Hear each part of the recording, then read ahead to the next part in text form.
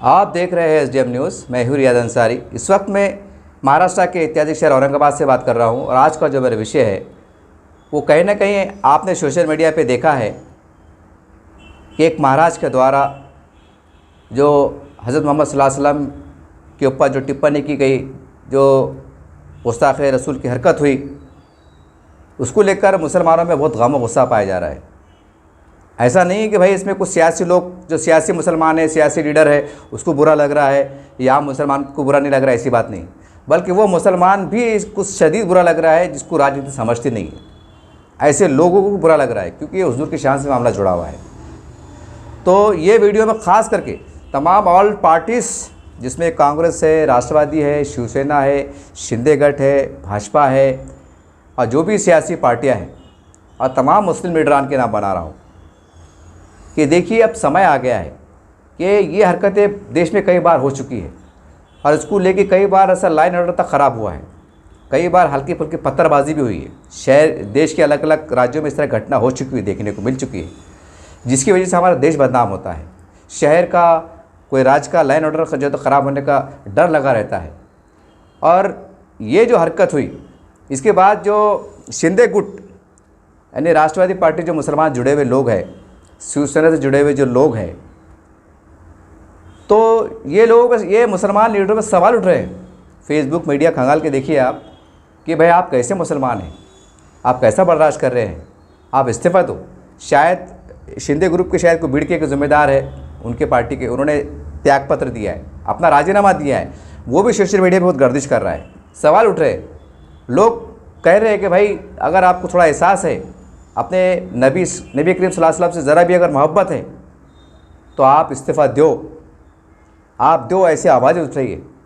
अब सवाल ये है कि एक तरफ ये कहा जाता है कि आरोप लगते हैं मुसलमानों पे, मुसलमान जो है तो तंग नज़र है, कट्टरवादी है, कट्टरपंथी है, सारी बात है। नारे तकबीर के, अल्लाह अकबर की आवाज़ बुलंद होती है, एक हंगामा बर्पा हो जाता है, उथल पुथल माहौल हो जाता है। तो अब तमाम सियासी पार्टियों का, जो नेशनलाइज पार्टी है, ये उनका काम है कि पहली फुर्सत में विधानसभा में, पार्लियामेंट में कानून को पास करा ले। अब क्योंकि आज जो है तो सवाल उठ रहे हैं। अब सवाल ये है कि राष्ट्रवादी से, शिवसेना से, भाजपा से जो जुड़े हुए मुसलमान हैं, उन पर सवाल उठ रहे हैं कि आपको बुरा नहीं लग रहा है, आप कैसे मुसलमान। ये सोशल मीडिया पर सवाल उठाए जा रहे हैं। अब मान लीजिए इन्होंने भी इस्तीफ़ा दे दिए, कल को कांग्रेस ने भी इस्तीफ़ा दे दिया, राष्ट्रवादी ने इस्तीफ़ा दे दिया, शिवसेना से मुसलमान जुड़े ने इस्तीफ़ा दे दिया, और कोई पार्टी में मुसलमानों का नाम मौजूद नहीं रहा, तो बताइए हालात क्या हो सकते हैं, नुमाइंदगी कैसी होंगी। और ये कुछ इतनी आबादी नहीं है कि 2,000 की आबादी है, चलो संभाल लेंगे, समझे वाली बात है, ऐसी बात नहीं है। पूरे देश में 30 से 35 करोड़ मुसलमान हैं। इतनी बड़ी जनसंख्या है, हर राज्य के अंदर, महाराष्ट्र में बड़ी संख्या है।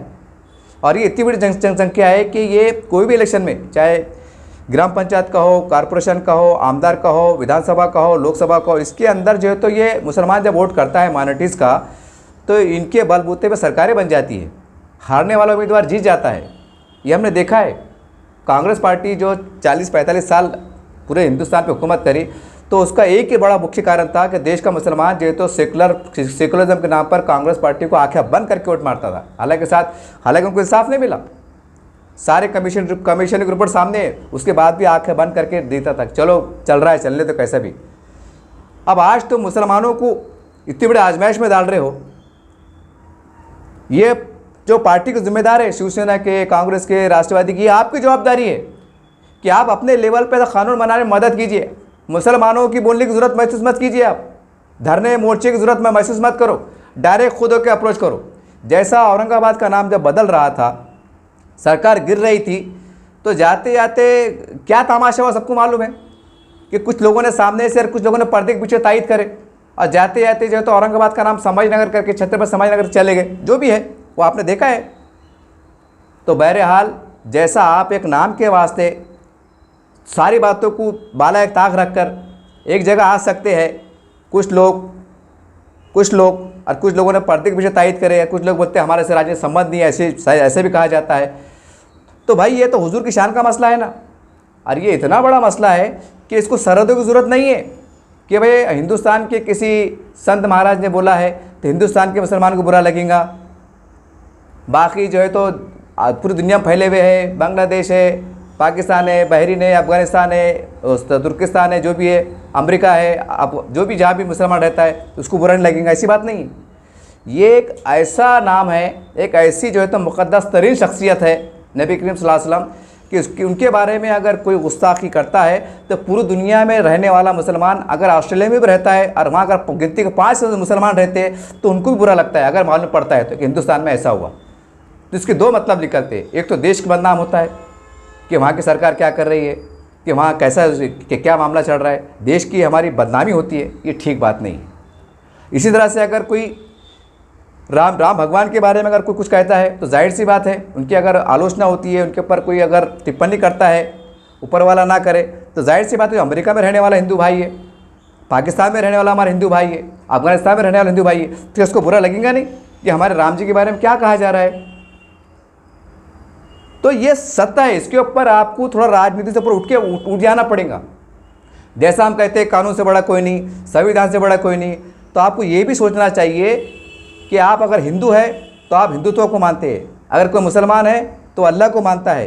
तो जब कोई अपने मज़हब को मानता है तो उसकी पहली प्राथमिकता, ये तो हम कहने को बोल देते हैं कि भाई देश से बड़ा कोई नहीं, संविधान से बड़ा कोई नहीं है, लेकिन अगर सच में पूछे, अगर उसको बोलेगा तू तेरे धर्म को छोड़ दे, तो बोलेगा फिर धर्म को छोड़ दे मेरा बचता ही क्या है फिर। चाहे हिंदू रहो, मुसलमान रहो, सिख रहो, ईसाई, अगर उसको 2 मिनट के वास्ते फॉर एग्जाम्पल अगर बोले कि भाई अब तो धर्म को तुम्हारे बाजू रख दो, तो बोलेंगे भाई हम धर्म को कैसे बाजू रखते, उसके लिए तो हम जी रहे मर रहे, ये सच्चाई है। तो कहने का मतलब क्या है कि पहली फुर्सत में महाराष्ट्र की सरकार को चाहिए कि इसके अंदर अब ये मत देखो कि भाई आपने जैसा बयान आया है कि भाई हम उनको हाथ नहीं लगा देंगे, कार्रवाई नहीं देंगे, जो भी बयान आ रहे हैं, आरोप लग रहे हैं, सारी मामला चल रहा है, इसके अंदर थोड़ा ऊपर उठिए आप। अब बता दिए कि हम श्री राम को मानने वाले हैं, हिंदुत्व को मानने वाले हैं, और हिंदुत्व में इसकी कोई जगह नहीं है, चाहे वह हिंदू कोई बड़ा लीडर हो, क्या कोई बड़ा संत महात्मा हो, या कोई कार्यकर्ता हो, कि कोई भी हो, उसकी कोई गुंजाइश नहीं हिंदुत्व के अंदर कि कोई दूसरे मज़हब को आरोप लगाए या किसी मज़हब के ऊपर टिप्पणी करे। और ये हर एक के लिए लागू कर दीजिए, चाहे मुसलमान रहो, हिंदी रहो, सिख रहो, ईसाई रहो, कोई भी धर्म हो, कोई धर्म के धर्म गुरु पर धर्म के ऊपर आप टिप्पणी नहीं कर सकते, अगर करेंगे तो इसको फांसी की सज़ा मिलेगी। ये आपको करना ही पड़ेगा, क्योंकि जब ऐसा करेंगे, अब सवाल है ना, आज मुसलमान एकदम परेशानी में आ गए, जो शिवसेना के साथ जुड़े हुए हैं, भाजपा के साथ जुड़े हुए हैं, राष्ट्रवादी जुड़े हुए हैं, कमेंट्स आ रहे हैं साहब कि आप कैसे मुसलमान राजीनामा दो। तो फिर जब एक बड़ी आबादी, देश की आबादी अगर राजनीति दूर हो जाएगी, सामाजिक धारा से कट जाएंगी, तो फिर कितना उथल पुथल का माहौल हो सकता है। कभी आपने कल्पना की है?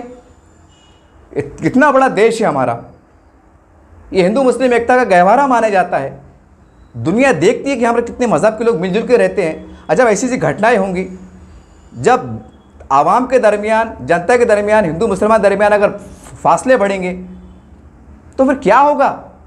फिर हमारा ऐसा डेवलपमेंट क्या काम का, हमारा ऐसा चांद पे जाना क्या काम का। तो बहरहाल अगर सच में अगर आप ये बोलते हैं, कहते हैं कि हिंदुत्व के अंदर किसी पे अन्याय नहीं होगा, किसी पे जुल्म नहीं होगा, तो ये आपकी जवाबदारी बन जाती है, ये आपकी जवाबदारी बन जाती है। पहली फुर्सत में ऑल पार्टीज़ को बुलाइए और कानून पास करा के लीजिए, चाहे कोई भी धर्म का व्यक्ति हो, कोई भी धर्म का धर्म गुरु हो, कोई किस पे टिप्पणी नहीं कर सकता, और करेगा तो उसको कम से कम फांसी सज़ा होगी। ऐसा कानून बना दीजिए, फिर किसी क्या मजाल है देखिए कि पूरे देश के अंदर कोई हरकत करे। आज मुसलमान कहाँ जाए? आप मुसलमान अगर सब राजनीति से हट जाएंगे, ऐवानों से दूर हो जाएंगे, पार्लियामेंट से निकल जाएंगे, विधानसभा से निकल जाएंगे, कारपोरेशन निकल जाएंगे, सब राजीनामा दे देंगे, इस्तीफा दे देंगे, तो ये इतनी बड़ी आबादी जब इनका एहसास टूट जाएगा, जब ये निराश हो जाएंगे, जब उनको लगेगा हमारा कोई नहीं है, तो इसका परिणाम क्या होंगे? कभी आपने सोचा इसका परिणाम क्या होंगे? 1, 2, 4 अगर कोई डॉन बन जाता है, भाईगिरी बन जाता है, तो सरकार की परेशानियां बढ़ जाती है, लॉ एंड ऑर्डर का मसला आ जाता है, पुलिस प्रशासन हरकत में आता है, कितनी तकलीफों का सामना करना पड़ता है। अरे कुछ तो सोचो आप, अरे राजनीति करो ना, पर ऐसे करते मुसलमानों को कितना आजमा रहे आप। बाबरी मस्जिद का मसला, बड़े 30-35 करोड़ मुसलमानों ने दिल पे पत्थर रखकर आपके फैसलों को, सुप्रीम कोर्ट के फैसलों को सर तस्लीम किया। मसला बोर्ड के अंदर क्या क्या बातें हो रही है, तलाक के ऊपर क्या क्या बातें हो रही है, बुर्खे के ऊपर क्या क्या बातें हो रही है, इससे मुसलमानों में एक तरह की नाराज़गी फैल रही है क्योंकि मैं खुद भी मुसलमानों के दरमियान से आता हूँ, तो बड़ी जिम्मेदारी से कह रहा हूँ, ये मत सोचिएगा कि सब ठीक ठाक चल रहा है। ये सब ठीक ठाक नहीं चल रहा है, क्योंकि एक बात याद रखिए, मुसलमानों को हर तरह का जब नाइंसाफ़ी हुई मुसलमानों ने बर्दाश्त कर लिया, अल्लाह के भरोसे कर लिया। भीख मांग के बोलो, कैसा भी बोलो, जो मट्टी काम करके बोलो, हमाली काम करके बोलो, जी रहा है, जी ले रहा है। लेकिन याद रखो, अगर उसके रसूल के ऊपर, उसके कुरान के ऊपर, उसके इस्लाम पे अगर आ जाएंगी, तो ये इस्लाम की एक ऐसी एक ताकत है, एक रूहानी ताकत है कि इसके अंदर फिर मुसलमान अपनी जान देने को आसान समझता है और शहीद होने को बहुत फ़ख्र महसूस करता है। आप ये ना समझिए कि ऐसे मामलात में कोई मुसलमान जो है तो मौत से डरेगा, नहीं डरता है। ये आपने कई बार अखबार में देखा है, कई बार बाहर देशों में जो ऐसा घटनाएं घटी है, उसके परिणाम क्या है, उसके बयानात क्या है। मुझे दोहराना मकसद नहीं है, सरकार को अच्छी तरह से मालूम है, जो एजेंसियां हैं हमारे देश की बड़ी बड़ी, उनको पता है कि कितना नाजुक मसला है, कि मुसलमान इसके अंदर कंप्रोमाइज़ कर ही सकता नहीं। अगर उसको जान देना पड़े, मजबूर हो के, तो जान देने को वो जान खुशी खुशी दे देगा। ये इतना बड़ा इश्यूज़ है। इसके अंदर आप जो है तो मुसलमानों का आजमाइश मत डालो, मेरे हाथ जोड़ के गुजारिश है, आप मुसलमानों का आजमाइश मत डालो। आप ये आपके साथ जुड़े हैं कि आपने एहसास किया है, एक मुसलमान अगर शिवसेना पार्टी जुड़ता है तो किसको बड़ा मानता है? उद्धव ठाकरे साहब को बड़ा मान रहा है। एक मुसलमान अगर राष्ट्रवादी पार्टी के साथ जा रहा है तो अजीत दादा पवार साहब को अपना बड़ा मान रहा है, अपना रहबर मान रहा है, अपना नेता मान रहा है। अगर कांग्रेस के साथ जा रहा है तो नाना पटोले साहब है, राहुल गांधी साहब है, सोनिया गांधी को अपना बड़ा मान रहा है। वो तो कोई मुसलमान नहीं है, वो तो कोई मुसलमान नहीं है। अगर कोई शरद पवार साहब के साथ जा रहा है, वो गुट में जा रहा है, तो उनका नेता कौन है? शरद पवार साहब है। महाराष्ट्र के अंदर कई आमदार क्षेत्र के अंदर के खासदार के अंदर मुसलमान जो है तो चाहे वो सिख समाज का हो, हिंदू समाज का हो, ब्राह्मण समाज का हो, मराठा समाज का हो, उनको मतदान करता है, उनको जय जयकार करता है, उनके लिए जिंदाबाद जिंदाबाद के नारे लगाता है, उनके आगे पीछे घूमता है, उनकी जय जयकार करता है। जब वो जीत के आते हैं तो हला गुलाल भगवा जो गुलाल के अंदर नहाता है, जोश में नाचता है, कूदता है, ढोल बजाता है। आपने देखा नहीं है? इससे बड़ी देशभक्ति क्या चाहिए? मुसलमान तो आपके साथ जुड़ रहा है और जुड़ चुका है, आपको अपना बड़ा मान गया है, तो आप मुसलमानों को कितना आजमाइश में डाल रहे हैं? आज नबी के ऊपर, नबी करीम सल्लल्लाहु अलैहि वसल्लम के ऊपर डाल के मुसलमान आवाज़ उठा रहे हैं कि आप कैसे, आप त्याग पत्र दो। अब बताइए, मैं सरकार से बड़ा अदब एहतराम से पूछना चाहता हूँ कि बताइए फिर मुसलमान कहाँ जाए, किसके पास जाए? कैसे अफरा तफरी नहीं फैलेंगी? कैसे हमारी एकता को नुकसान नहीं पहुँचेगा? ये आपकी जवाबदारी है। मैं एक अच्छे नागरिक के तौर पर, एक सामाजिक कार्यकर्ता के रूप में सरकार से विनती करता हूँ, राज्य सरकार से और केंद्र सरकार से, इसके ऊपर कानून बना दीजिए। आप राजनीति करो, आप क्या करना है करो, लेकिन इसके अंदर धर्म, कोई भी धर्म, चाहे हिंदू हो, मुसलमान हो, सिख हो, ईसाई हो, पारसी हो, कोई भी धर्म हो, धर्म के ऊपर कोई टिप्पणी नहीं कर सकता, धर्म गुरु के बारे में कोई कर नहीं सकता। और इसके ऊपर कम से कम फांसी का सज़ा कानून बने, ये बहुत ज़रूरी है। क्योंकि हर आदमी, चाहे हिंदू है मुसलमान हो, अगर कोई हिंदू को बोले कि भैया तुम क्या तुम हिंदू धर्म छोड़ सकते हो, वो नहीं छोड़ेगा, वो बोलेगा मैं जान दे दूंगा। अगर मुसलमान को पूछे कहेंगे मुसलमान धर्म छोड़ सकते हो, वो नहीं छोड़ेगा। इतना हम अपनी जान से ज़्यादा प्यार करते हैं। हर धर्म का व्यक्ति अपने धर्म से प्यार करता है, धर्म गुरु से प्यार करता है।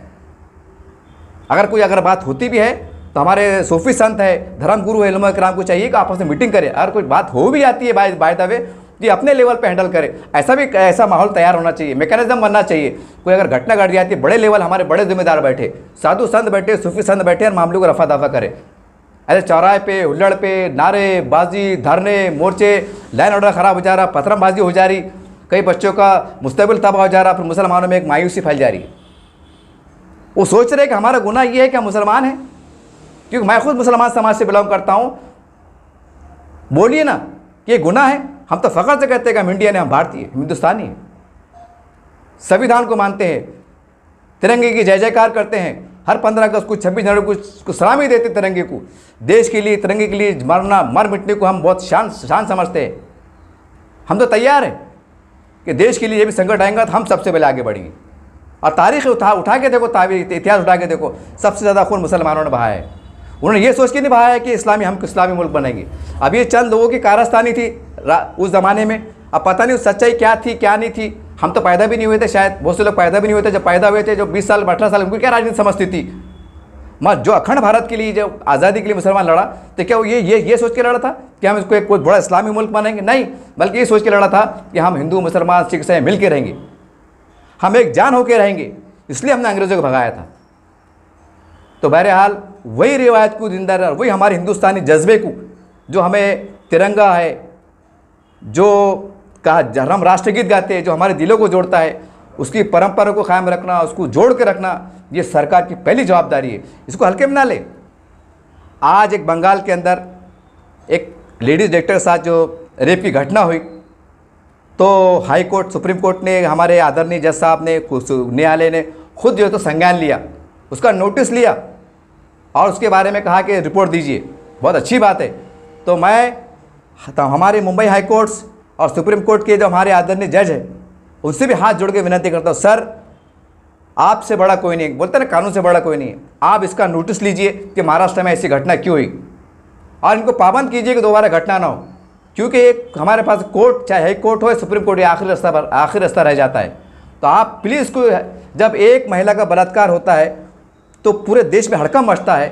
आप ज़रा कल्पना कीजिए, जो हुजूर हज़रत मोहम्मद सल्लल्लाहु अलैहि वसल्लम जिसके मतलब मानने वाले खाली हिंदुस्तान में नहीं बल्कि पूरी दुनिया में है, पूरी दुनिया में करोड़ों करोड़ों करोड़ों लोग उनको मानते हैं, उनके लिए जान निछावर करना अपनी शान समझते हैं, उनके बारे में बात, इतनी बड़ी बात घटना हो जाती है तो उसके बारे में राजनीति होती है, राजनीतिक बयानात आते हैं। और एक लड़की का, एक महिला का, हमारी बहन का एक रेप होता है, मेरी भारत की बेटी है, मेरी भारत की महिला है, हम भी हमदर्दी करते हैं, हम भी कड़े शब्दों में उसकी निंदा करते हैं कि नहीं होना चाहिए था। तो हाई कोर्ट साहब, सुप्रीम कोर्ट के हमारे आदरणीय जज उसका संज्ञान लेते हैं, नोटिस लेते हैं, बहुत अच्छी बात है, मैं सैल्यूट करता हूं कि बिल्कुल ये नहीं होना चाहिए था। लेकिन सवाल ये सर, एक तरफ महिला की घटना होती है, एक तरफ हुज़ूर सल्लल्लाहु अलैहि वसल्लम के बारे में गुस्ताखी होती है, बताइए कि दोनों में क्या अंतर है। मैं बड़े निम्रता के साथ हमारे हाई कोर्ट के तमाम जजेस साहब है, सुप्रीम कोर्ट के जज साहब है, मैं भारतीय नागरिक होने से नाते मैं आपसे सवाल कर रहा हूँ, जो मेरा अधिकार है, मूलभूत अधिकार है, जो संविधान ने मुझे दिया है, मैं आपसे प्रश्न कर रहा हूँ कि दोनों में क्या अंतर है, दोनों में क्या अंतर है। एक तरफ एक भावना होती है, एक परिवार की भावना, उसकी जो रिश्तेदार है, माँ है, बेटी है, बहन है, उसके नातावाहिक है, जो भी समझो 100-200 लोग परिवार है, उनकी जो है तो मानसिक त्रास होता है। एक महिला होने के नाते जो सब देश को एक सुसुप्ते में आता है कि क्या हो रहा है।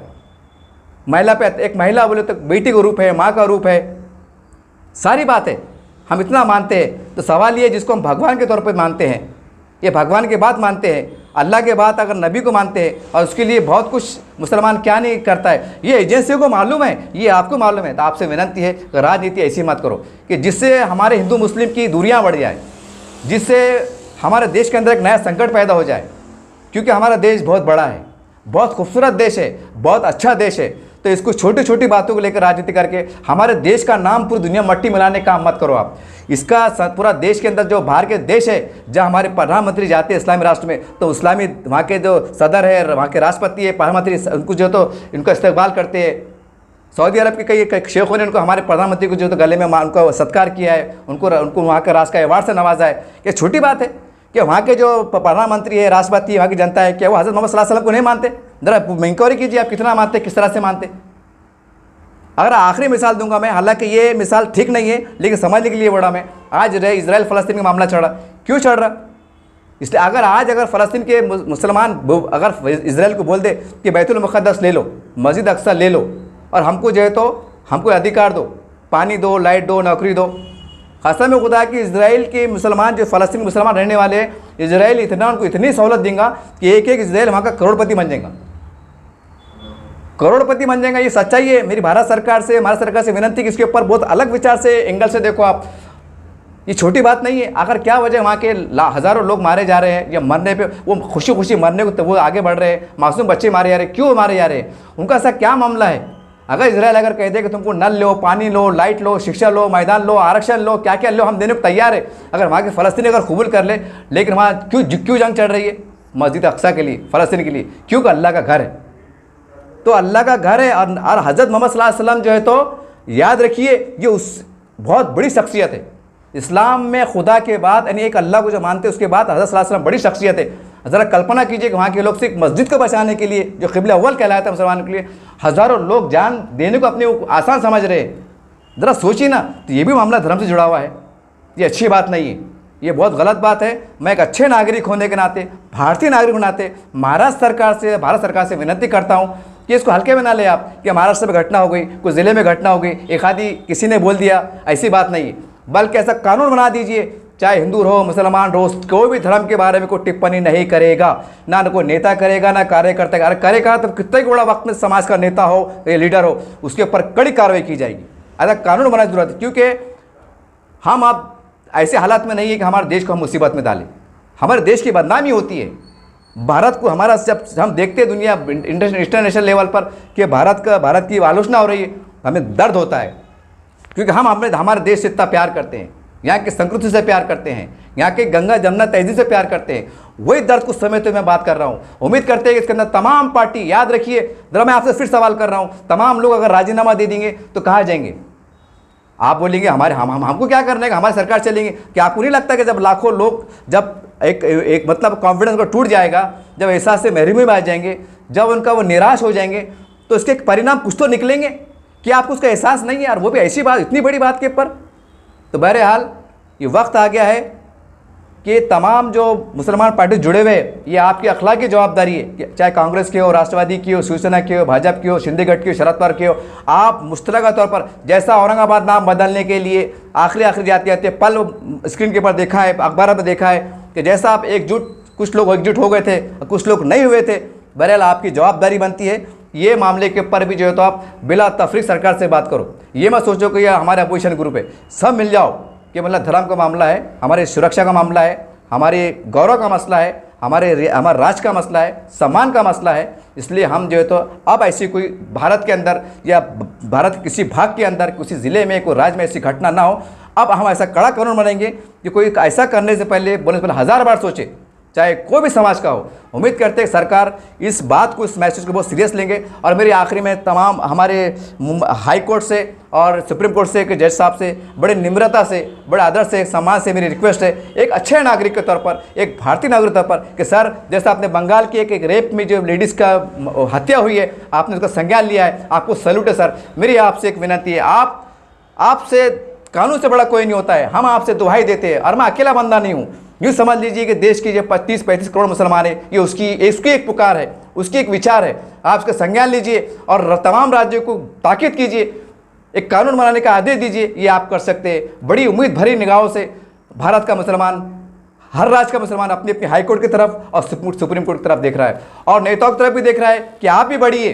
देखिए हमारा देश बहुत बड़ा है, देश की अखंडता को खतरे में मत डालिए, हिंदू मुस्लिम को बांटने का काम मत कीजिए, राजनीति कीजिए मगर ऐसी कीजिए कि जिससे हमारे हिंदू मुस्लिम एकता ना टूटे, हमारे देश पे संकट ना हो, और बाहर बरादरी में, यानी कि बाहर देश में हमारा भारत का सर शर्मिंदा ना हो, उसका सर झुके ना कि तुम्हारे देश में क्या चल रहा हो, ऐसी आलोचना ना हो। उम्मीद करते हैं कि तमाम लोग एक देशभक्ति के साथ, एक अखंडता के साथ और गंगा जमुना तहजीब का विचार रखते हुए तमाम पार्टीज के लोग सब मतभेद भूलकर एक टेबल पे आएंगे, विधानसभा में आएंगे, अपने अपने राज्य की विधानसभा में आएंगे, पार्लियामेंट में आएंगे, सब छोड़ के आएंगे और बोलेंगे नहीं अब कानून बनाने की जरूरत है, ताकि हमारे देश के अंदर ऐसी घटना ना हो और हमारे देश के अंदर कुछ शर्मसार करने वाली की बातें मंजर नाम पे ना आए, और कभी ऐसा ना हो कि हमारा भारत देश का नाम मतलब दुनिया बदनाम हो और 35 करोड़ मुसलमानों को ये लगे कि हमारे साथ नाइंसाफ़ी हो रही है, ये हमारी सुबह नहीं हो रही। ये एहसास उनके मन में नहीं आना चाहिए। शायद यही हमारी जमहूरियत की शान है, यही हमारी संविधान की शान है। उम्मीद करते हैं कि तमाम नेता इस बात को, इस पैगाम को ये समझ के ना लीजिएगा कि एक सोशल मीडिया वाला है, चिल्ला के बोल रहा है, ऐसी बात बिल्कुल नहीं है। ये बस ये कल्पना कीजिए कि ये आवाज़ पूरे देश के हर मुसलमान की है। उम्मीद करते हैं कि आपके कानों में टकराएगी, आपके ईवानों में टकराएंगी, आपके कार्यालयों में टकराएंगी, आपके नेताओं तक पहुंचाएंगी। आज के ऊपर आप बहुत न्यायपूर्वक फैसला लेंगे। देखते रहिए आप एसडब्ल्यू चैनल। जय हिंद, जय महाराष्ट्र।